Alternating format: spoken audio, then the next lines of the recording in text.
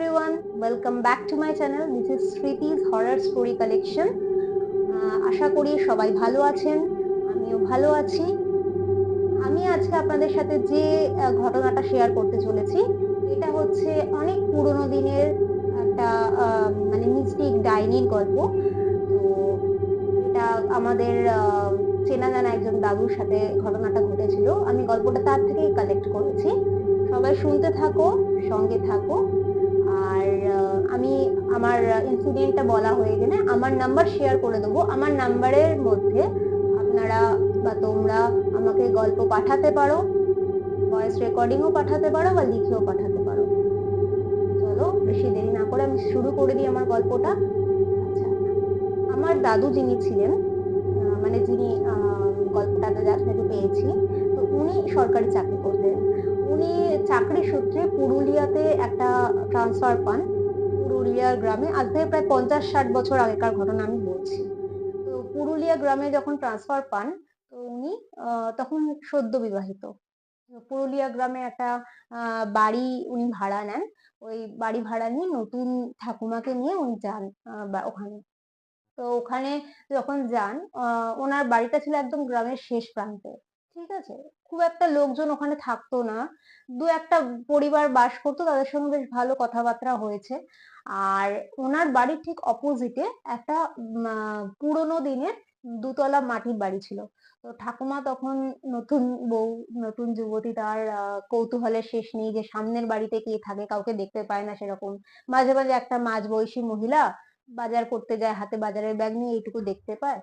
তো এটা দেখে না ওনার মাঝে মাঝে কৌতূহল জাগতো, উনি কিছু বলতে পারতেন না। তো একদিন কি হলো, তো ওনার বাড়িতে যে কাজের মেয়েটা কাজ করেন, তো তাকে জিজ্ঞাসা করে বসে যে ওর বাড়িতে কে থাকে।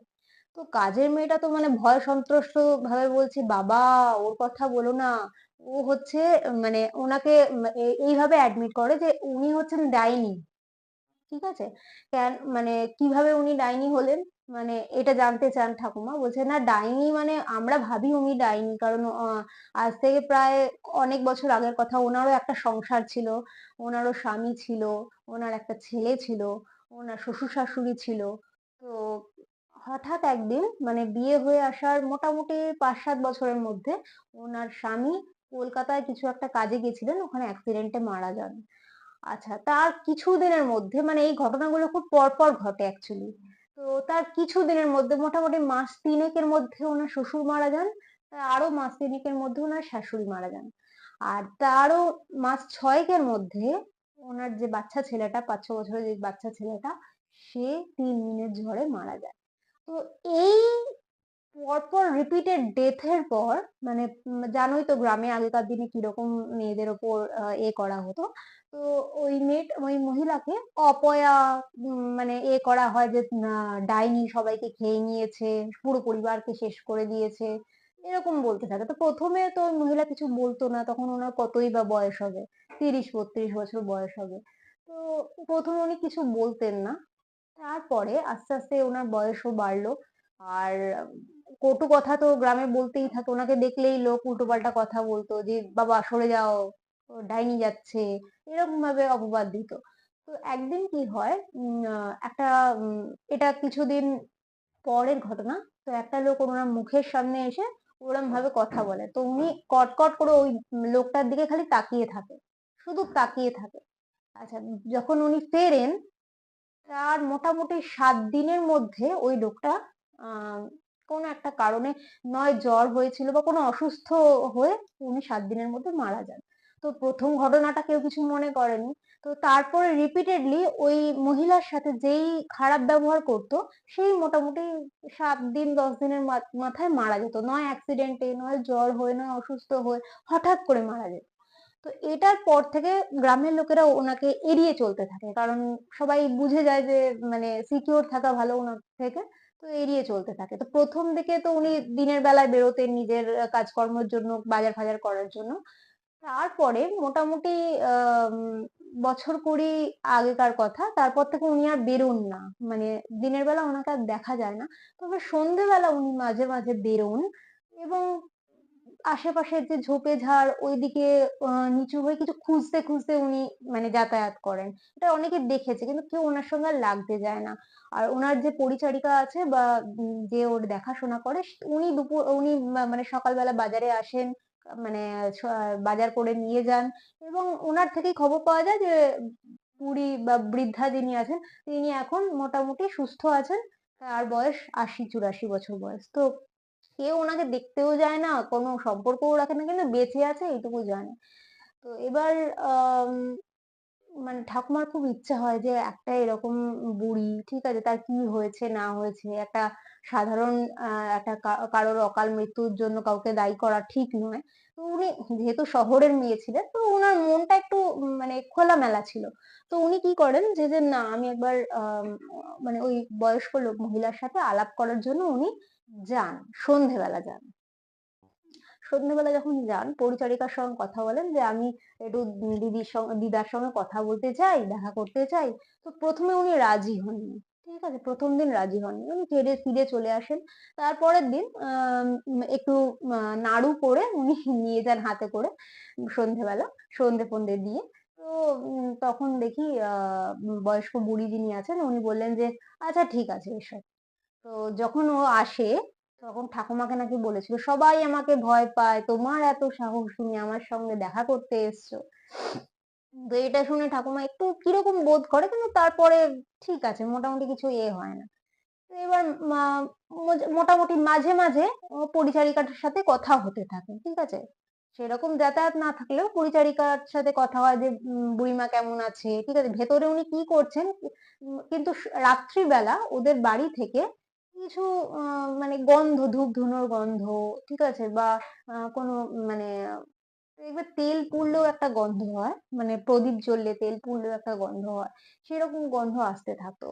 ভাবতো হয়তো রাত্রিবেলা বুড়ি কোনো পুজো ফুজো করে, অত আর খতিয়ে দেখেনি, কারণ ওদের তো কোনো ক্ষতি করছে না। এবার হঠাৎ করে ঠাকুমা কনসিভ করেন। এবার ওনার একটা ছেলে হয় ফুটফুটে। এবার ছেলে হওয়ার পরে এবার মোটামুটি ওখানে তো কেউ নেই, মানে মাথার উপরে করার মতো কেউ নেই। তো ওখানে কাজের মাসি যিনি আছেন উনি দেখতেন, ঠিক আছে। আর ঠাকুমার মা এসছিলেন বাড়ি থেকে। তো মোটামুটি ওদের ৬-৭ মাস আনন্দে কাটে, কোনো অসুবিধা নেই। এবার হঠাৎ করে একদিন সন্ধেবেলা ঠাকুমা ভাবেন যে একবার যাই, কি আছে না আছে, তো একবার দেখা করতে যান। আচ্ছা, আরেকটা কথা বলে রাখি, ওই বাড়িটার সামনে একটা নিম গাছ ছিল আর একটা কাঁঠাল গাছ ছিল, বাড়িটার একদম সামনে দুটো বড় বড় গাছ। তো পরিচারিকাকে জিজ্ঞাসা করেন যে দিদিমা আছেন, আমি আমার আমার ছেলে হয়েছে, তো আপনি যদি বলেন তো দিদিমার সঙ্গে দেখা করাবো। তো পরিচারিকার মুখটা না ঠিক কালো হয়ে যায়, বলে যে না না কি দরকার, দিদিমাকে দেখিয়ে কি হবে, বলছে।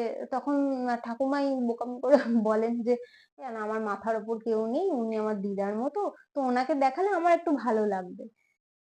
ঠিক আছে, আমি জিজ্ঞাসা করে বলবো। তো প্রথমে পরিচারিকা না মানে কিছু বলেনি, মানে বৃদ্ধাকে মনে হয় কিছু জিজ্ঞাসা করেনি। তো মোটামুটি কেটে যায়, আরো ১-২ মাস কেটে যায়, মোটামুটি বাচ্চাটা ৮-৯ মাসের বাচ্চা। বাচ্চাটাকে কোলে নিয়ে একদিন ঠাকুমা নিজেই যায়। যখন যায় তখন বৃদ্ধাকে দেখে, বৃদ্ধা মানে একটা লোলুপ দৃষ্টিতে বাচ্চাটার দিকে তাকিয়ে আছে। তো মা সে তো বুঝতেই পারছে যে মানে দৃষ্টিটা ঠিক ভালো না। তো পরিচারিকা বলছে তুমি কেন এসছো, তোমাকে আসতে বলেছি, তোমাকে এখানে আসতে বলেছি।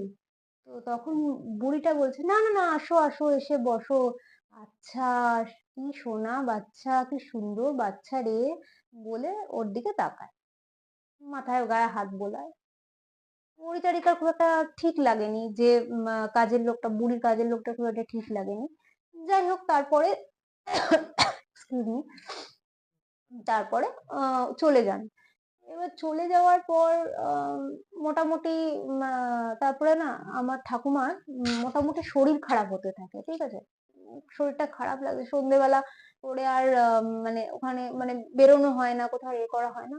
মোটামুটি ১ সপ্তাহ মতো আমার ঠাকুমারই শরীর খারাপ হতে থাকে। এরপরে হঠাৎ একদিন ঠাকুমা যাচ্ছেন রাত্রের দিকে। হুম, রাত্রের দিকে উনি হঠাৎ করে রান্নাঘর থেকে লক্ষ্য করেন যে নিম গাছটা না নেই, নিম গাছের জায়গাটা না ফাঁকা। তো ভাবে যে কি হলো, আমার কি কোনো দেখতে ভুল হয়েছে? দাদুকে ডেকে বলে, আচ্ছা তুমি আমাকে বলো তো ওখানে যে ওখানে কিছু একটা কি ছিল?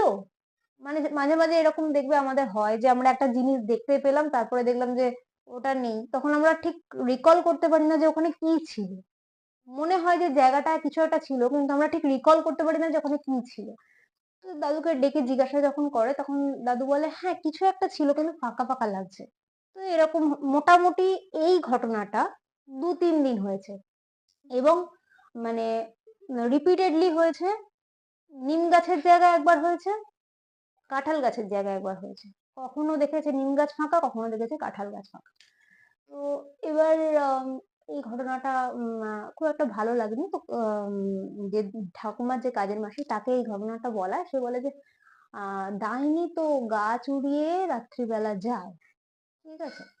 এবার না ঠাকুমা এবার মানে ঠাকুমাকে দাদু খুব বকাঝকা করেছে যে, হ্যাঁ তুমি বাচ্চাকে নিয়ে কেন ওই বাড়িতে যেতে গেছো? হ্যাঁ কি দরকার ছিল তোমার? যাই হোক, তার মোটামুটি ১ সপ্তাহের মধ্যে বাচ্চাটার খুব শরীর খারাপ, ভীষণ শরীর খারাপ হয়। কিচ্ছু খাচ্ছে না, দিন রোগা হয়ে যাচ্ছে। তো ওখানে তো মেডিসিন, যে মেডিসিন করার সেসব মেডিসিন দেয়া হয়। কিন্তু তাতেও কোনো কাজ করে না। তখন বাড়ির যে মানে ঠাকুমার যে ইয়েটা আছেন, মানে কাজের লোকটা আছে, সে যখন জিজ্ঞাসা করে যে ঠিক আছে যখন প্রবলেম হচ্ছে তাহলে আমি একজন গুণিনের কাছে নিয়ে যাচ্ছি। তো গুণিন বাড়িতে আসে।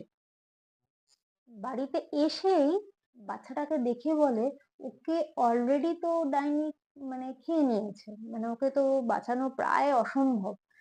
তাও আমি একটা তাবিজ দিচ্ছি, হ্যাঁ এই তাবিজটা দিলে যদি উনি যদি বাচ্চাটা বাঁচে, হ্যাঁ কিন্তু একটা কাজ করতে হবে, মোটামুটি ২৪ ঘন্টার মধ্যে, ২৪ ঘন্টার মধ্যে, কারণ তখন একটা নিম গাছ গায়েব ছিল, তার মানে ওই বুড়ি বা ওই ডাইনি তখন ছিল না, বাড়িতে ছিল না। যে ২৪ ঘন্টার মধ্যে এই মানে জায়গা ছেড়ে, মানে রাতারাতি যদি তুমি না চলে যাও উইথ ইওর মানে দাদুকে নিয়ে, তাহলে কিন্তু ওনাকেও বাঁচানো যাবে না। আর যদি দাদুও থাকে তাহলে ঠিক সূত্র ধরে, গন্ধ গন্ধ ধরে ধরে উনি ঠিক পৌঁছে যাবেন এবং তোমার ছেলে মরে যাবে। তো এই ঘটনা শুনে ঠাকুমার তো একদম চোখ কপালে উঠে যায়। কোনো রকমে তাবিজ ফাবিজ পরিয়ে, তারপরে কোনো রকমে একটু জল মুখে দিয়ে সমস্ত ব্যবস্থা করিয়ে, সমস্ত ব্যাগপত্র গুছিয়ে নিয়ে, মানে রাতারাতি, মানে তাড়াতাড়ি করে কলকাতায় চলে আসেন। কলকাতায় এসে মোটামুটি ১ মাস ভুগেছিল বাচ্চাটা। তারপরে আস্তে আস্তে কালীঘাটের মানে সমস্ত কিছু ঠাকুর দেবতা করে বাচ্চাটা বেঁচে যায়। এরকম একটা মারাত্মক ডাইনির কবলে পড়েছিল ঠাকুমা, আর অবশ্যই মানে নিজের দোষে, সত্যি কথা বলতে। কারণ এতটা কিউরিওসিটি হয়তো ওনার দেখানো উচিত হয়নি, বা বাচ্চাটা হয়ে যাওয়ার পর বাচ্চাটাকে নিয়ে ওনার ওখানে যাওয়া উচিত হয়নি।